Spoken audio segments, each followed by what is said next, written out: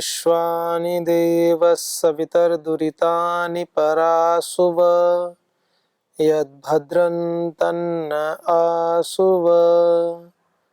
ओम शांति शांति शांति। ओम श्री गुरुभ्यो नमः। ओम श्री परमात्मने नमः। ओम श्री परम ऋषिभ्यो नमः। सर्वेभ्यो नमः। ओम। वैदिक संस्कृति के इस अंक में आप सभी का स्वागत है। हम एक महत्वपूर्ण विषय पर चर्चा कर रहे हैं और यह विषय इतना महत्वपूर्ण है, मनुष्य के जीवन संबंधी जो भी संविधान है, एक एक मंत्र के एक एक खंड में क्लोज बोलते हैं, क्लोज पूरा पूरा जीवन का सार दिया है। और परमपिता परमात्मा के विषय में वो कैसे हैं, उनका स्वरूप क्या है, और वो सृष्टि में इस लोक में किस रूप में रहते हैं, सारा वर्णन मिलता है। तो क्या कहा, ईशोपनिषद की मैं बात कर रहा हूं, उसी के विषय में चर्चा चल रही है। कहा ईशावास्यम इदं सर्वम यत् किंच जगत्याम जगत तेन त्यक्तेन भुंजी था मा गृधः कस्य स्विद्धनम्। प्रथम पंक्ति पर हमने चर्चा की कि समस्त संसार को गति देने का जो कार्य है, जो चेतना शक्ति है, वो मूल में कौन है? ईश से ही है। ईट धातु से बना है, ईशन करनार्थ में, उसी से बना ईशा, तृतीय एक वचन में। तो उस परम पिता परमात्मा के कारण से ही, उस ईश के कारण से ही समस्त चराचर जगत ये गतिमान है, गतिशील है। और वो उसमें इदम सर्वम, ईशावास्यम इदम सर्वम। और इस सब में किसका वास है? उन्हीं का वास है। यह सब उन्हीं से आच्छादित है, उन्हीं के द्वारा आच्छादित है और उन्हीं में बसा हुआ है। दोनों अर्थ लिया जा सकते हैं, दोनों अर्थों को हम ले सकते हैं। परमात्मा कण कण में बसा है और परमात्मा में कण कण बसा है। ऐसे जब उनकी व्यापकता का कथन करना होता है तो दोनों तरह से, और जब अति सूक्ष्म है वो कण कण में व्यापक है, तब तो ऐसी व्यापकता से कथन हो जाता है हर जगह मौजूद है। कोई स्थान ऐसा नहीं है जहां उनकी सत्ता न हो। इसलिए परमात्मा को सच्चिदानंद कहते हैं, सत्य कहते हैं, सत्ता वाला है वो, ऐसे नहीं है।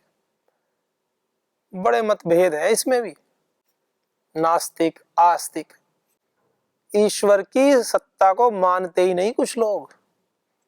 आप सोचेंगे कि वो कैसे होते होंगे, वो ऐसे ही होते हैं देखने में। तो दो आंख, दो कान, नाक, हाथ पैर, ऐसी शारीरिक संरचना तो ऐसी ही होती है।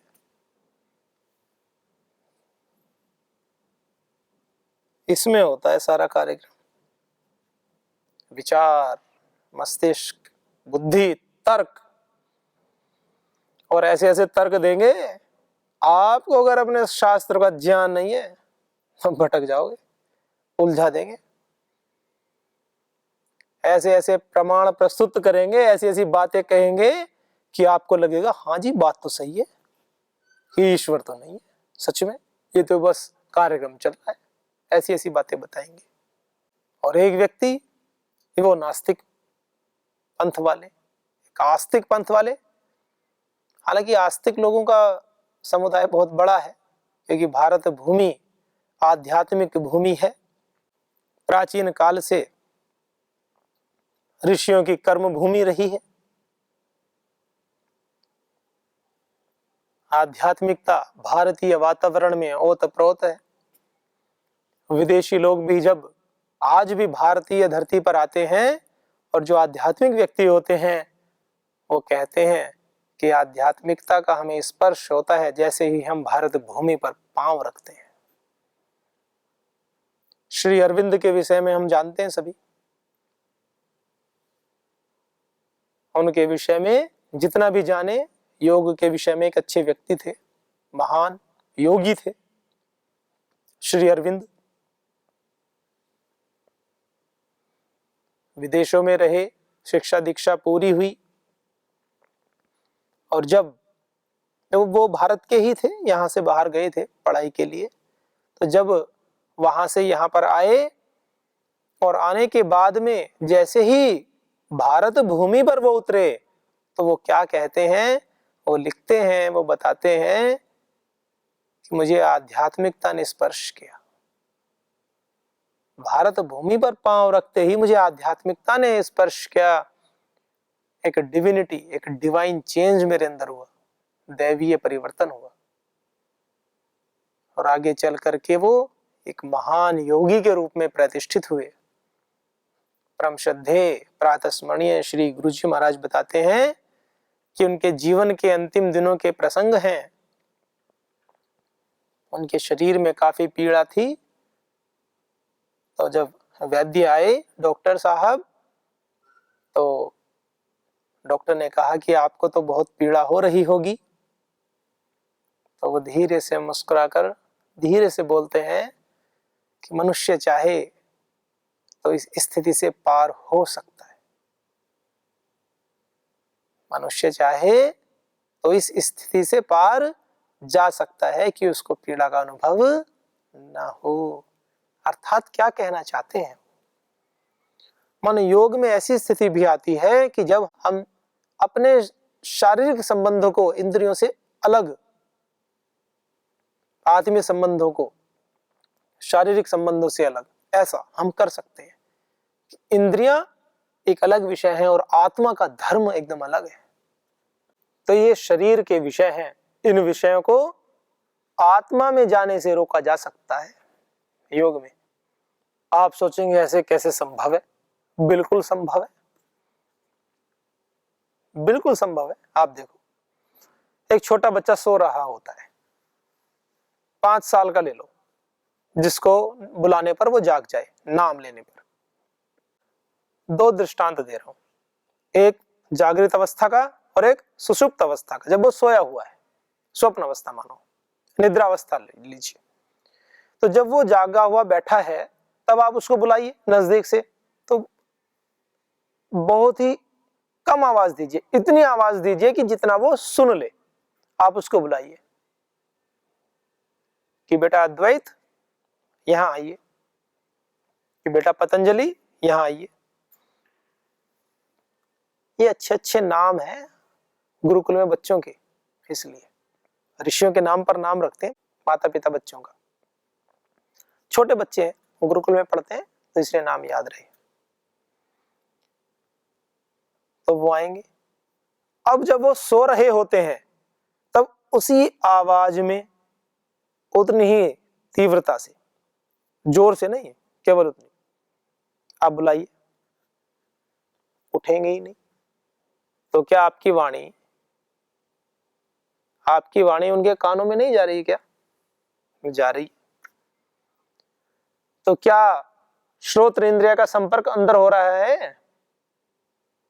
क्या श्रोत्र इंद्रिय का संपर्क हो रहा है क्या अंदर मन से? तो उत्तर आएगा नहीं। तो इसका मतलब क्या हुआ?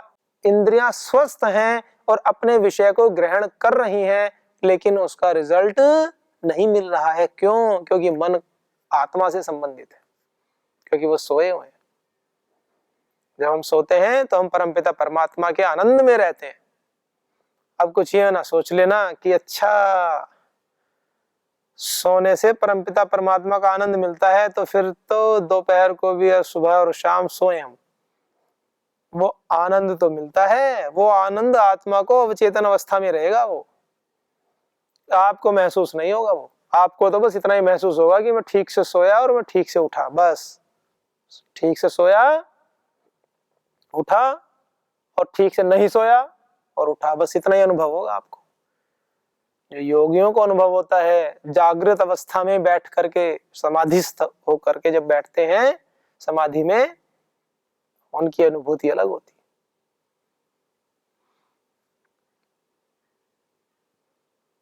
जब इस प्रकार से आप बुलाएंगे बच्चों को तो दोनों बच्चे उठेंगे नहीं, क्योंकि वो तो सोए हुए हैं।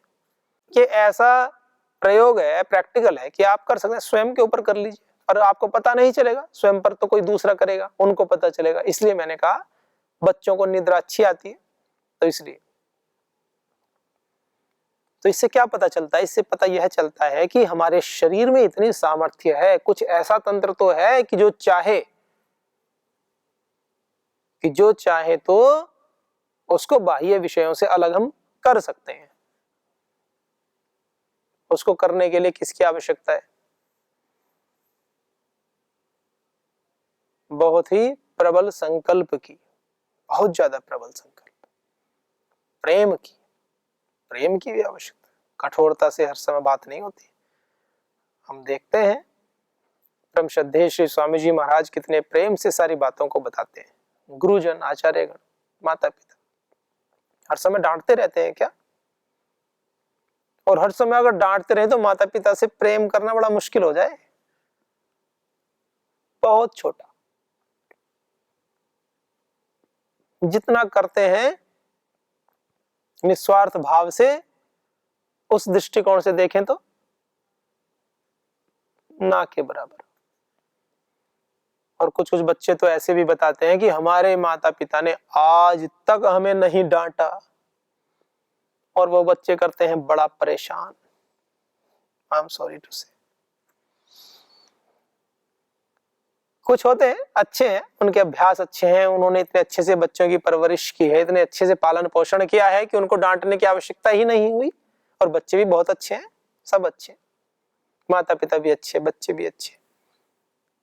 लेकिन कुछ तो होते ही हैं, वो इस बात का गलत फायदा उठा लेते हैं कि अच्छा हमारी माताजी पिताजी तो बड़े अच्छे हैं, डांटते नहीं है, तो वो उनके सामने तो सीधे सीधे बने रहते, और जैसे ही मौका मिलता है शरारतें शुरू। अब जब तक माता पिता के सामने हैं, अच्छे से हैं, तब तो वो बचे रहते हैं बस। और जैसे गुरुकुल में या कहीं आए ऐसे अलग रहे, तब उनकी वो प्रवृत्ति सामने आने लगती है बच्चों के बीच में, तो उनकी जो है वो प्रवृत्ति सामने आने लगती है। तो इसलिए जहां आवश्यक हो वहां थोड़ा ताड़ना आवश्यक है। ऐसा नहीं है कि नहीं करनी चाहिए। ताड़ना का अर्थ ये नहीं कि आप लाठी डंडे लेकर के लग जाओ, ऐसा नहीं है। जितना आवश्यक हो, इसका मतलब है आप शब्दों से कह सकते हो, अपने व्यवहार से बच्चे को यह एहसास दिलाइए कि आप, कि देखो माताजी आपसे नाराज हैं, पिताजी आपसे नाराज हैं, इस प्रकार से आप व्यवहार करें कि उनको लगे, उनको उनकी गलती का एहसास कराना और गलती को सुधार करवाना, गलती का यही उद्देश्य होता है जीवन निर्माण का भी। चलिए विषय पर आते हैं। हालांकि सारी बातें विषय में ही है, सभी संस्कृति के अंतर्गत आई जाती है, बहुत व्यापक विषय है। तो हम बात कर रहे हैं कि किस प्रकार से शरीर के जो विषय हैं इंद्रिय संबंधित, उनको आत्मा से अलग किया जा सकता है योग की अवस्था में। और दोनों ही अवस्था होती है, जागृत और सुषुप्त। सुषुप्त अवस्था में तो हम सभी करते हैं ही, तो योग क्यों आवश्यक है? जागृत अवस्था में हम करना सीखें, जागृत अवस्था में, तभी तो लाभ होगा, तभी तो चीजें ठीक ठीक आगे बढ़ेंगी। तो इसमें बताया कि पूरा समस्त ब्रह्मांड कैसा है, ईश से आच्छादित है, परम पिता परमात्मा पूरे अच्छे तरह से इसमें रचे बसे हैं। तो जो बातें बताई ना कि कुछ लोग मानते हैं, नहीं मानते, कुछ नास्तिक कुछ आस्तिक, तो आस्तिक कुछ इतने भी हैं अधिक लोग हैं आस्तिक, तभी तो सृष्टि चलती है। कुछ लोग कहते हैं जी हाँ तो सारे ही बेईमान है। किसी ऑफिस में जाओ कार्य कराने के लिए, किसी सरकारी दफ्तर में जाओ तो कुछ कार्य में नहीं हुआ या कोई विलंब हो गया या कभी कभी कुछ ऐसा होता भी होगा,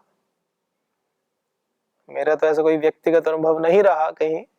तो क्या होता है, कुछ बताते हैं जी वहां तो जिससे भी मिलो सारे भ्रष्ट है, सभी चाहते हैं।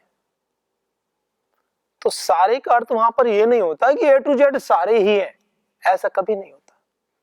कुछ लोग एक दो जिनसे उनका कार्य वो एक दो कभी हो गए ऐसे, तो ऐसे हो जाता है। ऐसे ही समाज में संसार में ऐसा नहीं है कि दुष्ट लोग अधिक हैं, हो ही नहीं सकता, सज्जन लोग बहुत अधिक हैं। मतलब 99%, 99% इस समस्त समष्टि में सज्जन पुरुषों का वास है और 1% से भी कम होंगे जो दुष्ट प्रकृति के व्यक्ति होंगे, जो हमेशा उल्टा सीधा करना चाहते हैं। आप कहोगे कुछ संप्रदाय, कुछ मजहब, कुछ पंथ ऐसे होते हैं जो हमेशा बस दूसरे को मारना और काटना और इसी कार्य में लगे रहते हैं, कन्वर्जन और ये सब चीजें। उनमें भी अब कोई इसमें पैदा हो गया तो हो गया।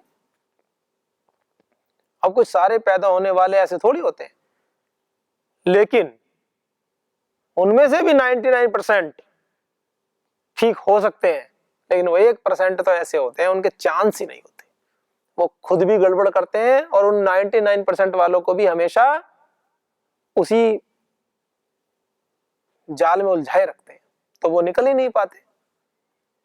फिर हम पूरे को एक साथ कह देते हैं कि अरे तो सारे ऐसे, जबकि ऐसा नहीं होता। तो ईशावास्यम इदम सर्वम यत् किंच जगत्याम जगत तेन त्यक्तेन भुंजी था। तो बात ऐसी है कि नास्तिक भी हैं, आस्तिक भी हैं। आस्तिक व्यक्ति बहुत है, ईश्वर आस्तिक, ईश्वर के ऊपर आस्था करने वाले कि हाँ कोई सत्ता तो है, तो परमात्मा सत्ता वाला भी है, चित्त और चेतन भी है और आनंद स्वरूप है, आनंद देने वाला है।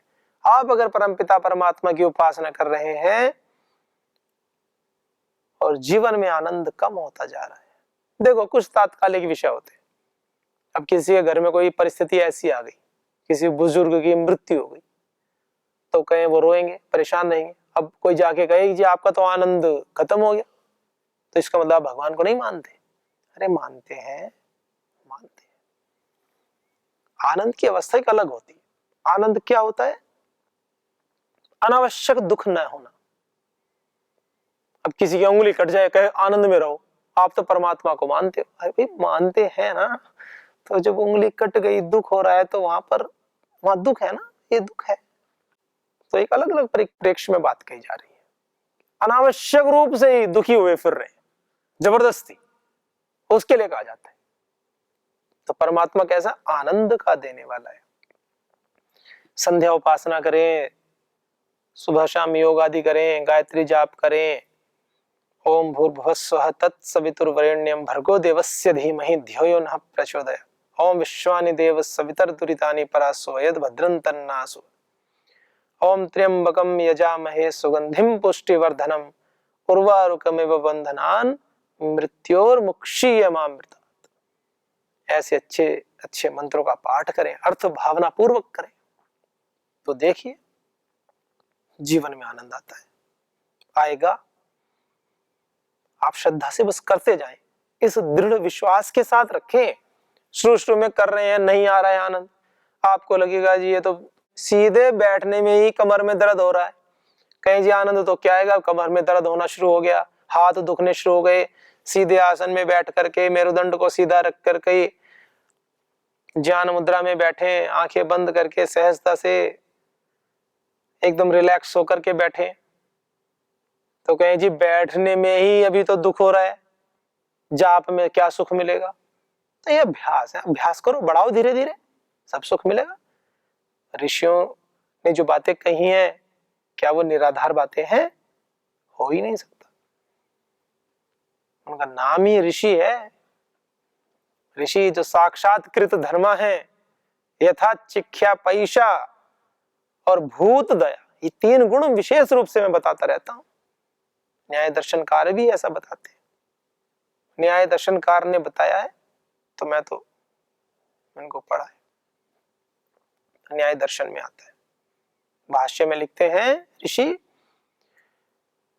कौन होते हैं, तो कहा जो साक्षात्कृत धर्मा हो, जिन्होंने साक्षात किया हो, या तो सुनकर तो सभी कर लेते, जो गुरु परंपरा से, श्रुति परंपरा से और श्रेष्ठ गुरुजनों के माध्यम से, कैसे गुरुजनों के माध्यम से वो ज्ञान आया हो, जिन्होंने उसको साक्षात किया हो, जिन्होंने साक्षात किया है और वो आप्त पुरुष हो, वैदिक ऋषि हो, उन्होंने जिन बातों को नीचे बताया, तो वो जो शिष्यगण है वो भी साक्षात्कृत धर्म कहे जाएंगे उस विषय के, क्योंकि उनको जो ज्ञान बताया जा रहा है वो साक्षात बताया जा रहा है। और जिन्होंने साक्षात किया है वो जिसको ये ज्ञान बताते हैं तो उसको भी साक्षात ही बना देते हैं, और आत्मिक विषय होते हैं, ज्ञान के विषय होते हैं, और पात्र को दिया जाता है। पात्र की बात नहीं कर रहा हूं, पात्र को, ऐसे नहीं कि बस उन्होंने कुछ बताया और वो तीसरे को कुछ और ही बता दे और कहे जी ये तो हमें गुरुजी ने बताया था, ऐसे नहीं, बिल्कुल वैसा ही, यथा चिख्या पैशा, और जैसा जाना वैसे दूसरे को जनाना, बिना मिलावट के। मिर्च मसाला लगाकर बोलना बोलते हैं ना, कोई बात हो जाएगी वो तो मिर्च मसाला लगाकर पेश करते हैं, ऐसे नहीं, जो तथ्य हैं वैसे ही उसी भाव से उन्हीं बातों को बताना, उसको कहते हैं यथा चिख्या पैशा, वैसे ही बताने की भावना, जैसे आपने जाना। ये भी ऋषियों के धर्म है, आपने जैसे परमपिता परमात्मा के स्वरूप को जाना, समझा, अच्छी बातों को वैसे ही बताना शिष्यों। और भूत दया, और तीसरी भावना क्या है, ये दोनों बातें हैं, और बताने की बात है, जो बता रहे हैं तो कोई भूत दया अर्थात समाज में प्राणी मात्र पर दया के भाव से बताना कि उनका कल्याण हो, मन में कोई ऐसी भावना ना हो किसी प्रकार की अलग, समाज कल्याण की भावना से बताना, जिनको बता रहे हो इस दृष्टिकोण से बताना कि इन बातों को बताने से इनका कल्याण होगा, तब जाकर बात बनती है।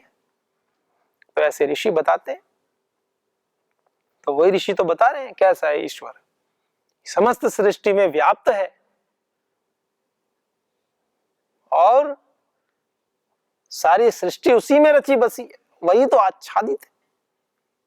हमारे कण कण में, हमारे अंदर भी परमात्मा है, और परमात्मा में ही हम बैठे हैं, क्योंकि वो कोई जगह ऐसी है ही नहीं जहां वो नहीं है। ये तो ईश्वर के विषय में। फिर काय भोग कैसे, तेन त्यक्तेन भुंजी था, किस प्रकार से इस प्रकृति माँ के साधनों का सदुपयोग करें, तेन त्यक्तेन भुंजी था, त्याग पूर्वक भोग करें, त्याग पूर्वक, अधिकार पूर्वक नहीं, ये भी मेरा है, ये भी मेरा है, थोड़ा व्यवसाय क्या, धन अर्जित हो गया, नौकरी की, पैसे कमा लिए, कोई और कार्य क्या, पैसे आ गए, संपत्ति इकट्ठी कर ली, तो जी मेरा मेरा मेरा मेरा नहीं। त्यक्तेन, त्यक्तेन का मतलब क्या, फेंक दे उठा के, कि पैसे कमाए, सैलरी मिली 2 लाख रुपए और लो जी तो त्याग कर दिया जी, त्याग करना 2 लाख रुपए ले सड़क पे डाल दिए, ऐसे थोड़ी कह रहे। ऋषियों की बातों को समझो, त्याग पूर्वक भावना से उसका प्रयोग करना भुंजी था, उसका प्रयोग करो, त्याग पूर्वक भावना से प्रयोग करो, अर्थात उसका सदुपयोग करो, ये भाव है। और सदुपयोग भी त्याग पूर्वक भावना करते। त्याग किसके लिए करते हैं, जिनको आवश्यकता होती है, तो जिनको आवश्यकता होती है, जो जरूरतमंद है, जिनको आवश्यकता है, उनको दें और फिर उपभोग करें, उसका सदुपयोग भी करें उसका, जहां आवश्यकता है, जो आवश्यकता के साधन है आपको, आपके जीवन को आगे बढ़ाने के लिए, आध्यात्मिकता को आगे बढ़ाने के लिए, उनका पूरा सदुपयोग करें। क्योंकि अगर अर्थ धर्म में नहीं लगेगा तो सीधी सी बात है अधर्म में लगेगा। तो धर्म को अर्थ में लगाना यह भी तो एक पुनीत कार्य है, और अच्छे लोगों के हाथ में अर्थ रहे, ये भी एक अलग कार्य है, ये भी अच्छा कार्य है, ऐसा ही होना चाहिए। क्योंकि अच्छे लोगों के हाथों में अर्थ होगा तब अच्छा कार्य होगा, तो परमार्थ में लग जाएगा, और बुरे लोगों के हाथ में अर्थ होगा तो अनर्थ हो जाएगा, अनर्थ के कार्यों में लगेगा। तो इसलिए हमें त्याग पूर्वक भावना से उपयोग करें, अर्थात कि हे प्रभु ये तो तेरा ही है, ये तो तेरा ही है। इस भावना से हम प्रयोग करें कि हमारा तो कोई अधिकार इस पर भगवान जी नहीं है, तो जितना आवश्यक है हम उतना कर रहे हैं। जो है तो वो आप ही के लिए, आपके बच्चों के लिए, आपके नहीं, आपने जितना ये सारी समष्टि बनाई है, कितना सब कुछ तो आपने हमें दिया है, जितना हो सके अपने से धर्म के कार्यों में, अच्छे अच्छे कार्यों में लगाएं। माग्रदः कस्य धनम, आगे क्या कहा, माग्रदः, लालसा मत कर, लालच मत कर, माग्रदः, मां माने मत, मत कर, लालच मत कर, किसकी, कस्य धनम, इस धन की। दो अर्थ है इसके, माग्रदः कस्य धनम। तो इस पंक्ति को अगले अंक में विचार करेंगे। तो आज हम यह संकल्प लें कि हम अपने जीवन में कम से कम कुछ समय निकाल करके अपनी जो वैदिक संस्कृति में जो बातें बताई हैं, और ज्यादा ना कर सकते हो तो कम से कम सुबह में समय मिले तो सुबह, शाम में मिले तो शाम को, दोनों समय मिले तो अच्छी बात है। थोड़ा 10-10 मिनट भी लेकर के गाय के घी का दीपक जला करके शांत बैठ करके नहा धो करके 10-15 मिनट तो गायत्री का जाप कर लें। कुछ ना कर सकते, कुछ अच्छे ग्रंथ का स्वाध्याय कर लें, कुछ तो करें, कुछ तो करें, अपने जीवन को आगे बढ़ाएं। ऐसी शुभकामना सभी के लिए। परमपिता परमात्मा सभी के जीवन में दिव्यता, भव्यता, शांति प्रदान करें, सभी को आगे बढ़ाएं। आप तो आनंद के स्रोत हैं, सभी को आनंद प्रदान करें। ओम शांति शांति शांति।